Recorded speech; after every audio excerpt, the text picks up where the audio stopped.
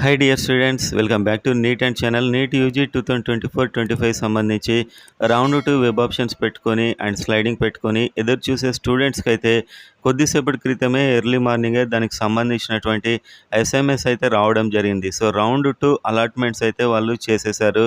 And ఈ round 2 అలాట్మెంట్లో యాక్చువల్గా 16th వరకు వాళ్ళు టైం ఇచ్చారు రిపోర్ట్ చేయడానికి. ఫెస్టివల్ సీజన్ ఇదంతా ఉంది కాబట్టి 16th వరకు టైం ఇచ్చినట్టున్నారు. కాస్త ఎక్కువ టైమే ఇచ్చారు.